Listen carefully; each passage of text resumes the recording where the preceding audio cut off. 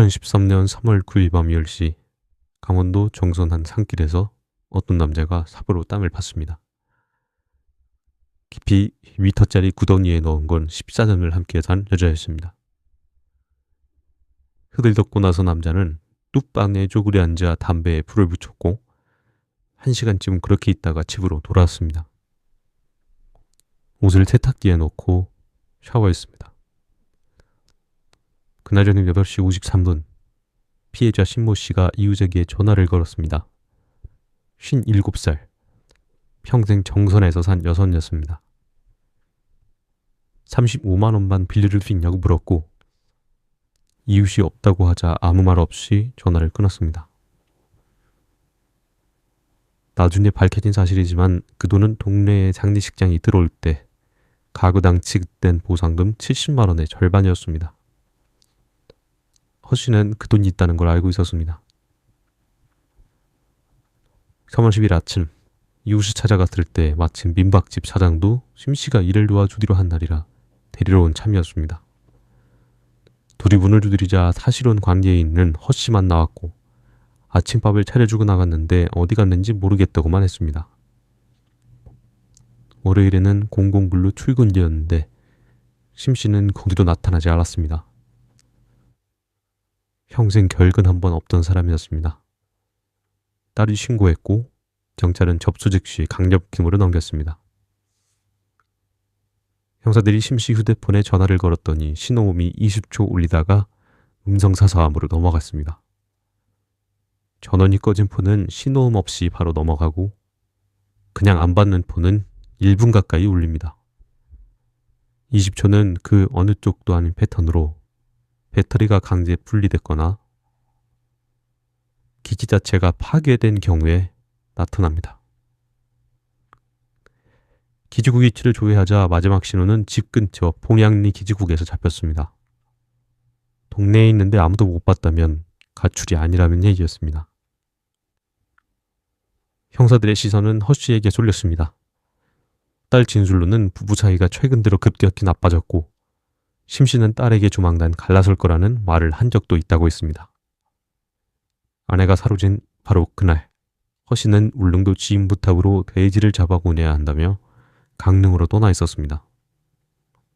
딸이 차 안에서 전화를 걸어 어디쯤이냐고 묻자 허 씨는 임기를 지나고 있다고 답했는데 경찰이 차량 번호로 CCTV 통합 관제 시스템을 확인해 보니 그 차는 이미 30분 전에 인계를 통과해 정선 코앞까지 와 있었습니다. 딸한테 할 이유가 없는 거짓말이었습니다. 조사실에서 형사들은 허 씨의 손등과 얼굴에서 손톱으로 긁힌 자국을 발견했습니다. 허 씨는 화목보일로 장작을 옮기다 넘어지면서 난 상처라고 했는데 그날 저녁 술자리를 함께한 지인 3명에게 확인하자 3명 모두 상처를 본 적이 없다고 했습니다. 몇 시간 동안 잔을 주고받으며 앉아 있었는데 손등 상처를 아무도 못 봤다는 건 상처가 그 이후에 생겼다는 뜻입니다. 10가구가 사는 산골 마을에 변변한 CCTV는 없었습니다. 형사들이 탐문 중 주거지에서 60m 떨어진 비닐하우스 처마 밑에서 먼지가 쌓인 카메라 하나를 발견했습니다. 한 건설사가 자재 창고로 쓰는 비닐하우스였고 마을 사람들도 몰랐고 허 씨도 몰랐습니다. 카메라는 마을 삼거리를 정면으로 향하고 있었고 마을에서 나가려면 누구든 이 삼거리를 지나야 했습니다. 그 무렵 딸이 집안을 살피다가 안경 3개를 들고 나왔습니다. 심 씨는 심한 난시여서 안경 없이는 외출 자체가 불가능한 사람이었습니다. 가출이 아니라는 게 그 순간 확정됐습니다. 6명이 쇠코챙이를 들고 나전리 방향 산길 수색에 나선 사이 강력팀 막내인 박 형사 혼자 경찰서에 남아 영상을 처음부터 다시 돌렸습니다. 가로등도 없는 야간 영상이었는데 드디어 3월 9일 밤 9시 31분에 허 씨의 무소 차량이 집저구에서 나와 나전리 방향으로 사라진 게 잡혔습니다. 차가 돌아온 건 다음날 자정이 넘은 0시 9분쯤이었습니다. 약 3시간. 허 씨는 그 시간 집에 있었다고 진술한 상태였습니다. 심 씨의 모습은 어느 시간대 영상에도 단 한 번도 잡히지 않았습니다. 11일 오전 9시 30분에는 허 씨 차량이 다시 나전리 방향으로 움직였다가 10시 10분쯤 돌아왔습니다. 그는 읍내 슈퍼에 담배 사러 갔다 왔다고 진술했는데 나전리는 읍내와 반대 방향입니다. 3월 14일 긴급 체포 후 조사실에서 형사들은 CCTV 영상을 바로 꺼내지 않았습니다.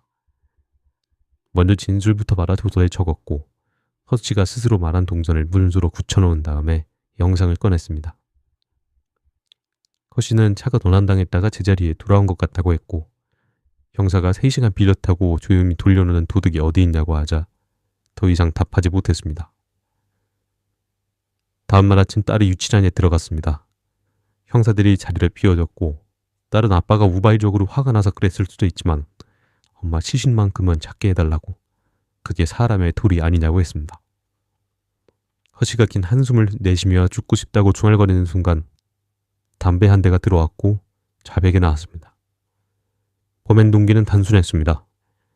허씨의 음주와 여성 문제로 부부 사이가 틀어진 상태에서 심씨가 집을 부동산에 뇌물로 내놨고 허씨는 그게 진심이라는 걸 실감했습니다.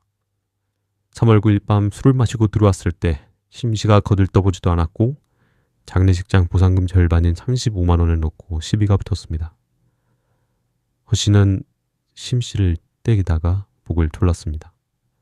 이후 행적은 CCTV가 기록한 것과 정확히 일치했습니다. 피해자의 휴대폰과 외출복은 화목 보일러에 태웠습니다. 외출한 것처럼 보이게 하려고 말입니다. 실종 신고 접수 후 9일 만에 사건이 해결됐습니다. 징역 15년. 결정적인 건 먼지 쌓인 비닐하우스 카메라 하나였고 그걸 알아본 건 혼자나마 야간에 영상을 다시 돌려본 막내 형사였습니다.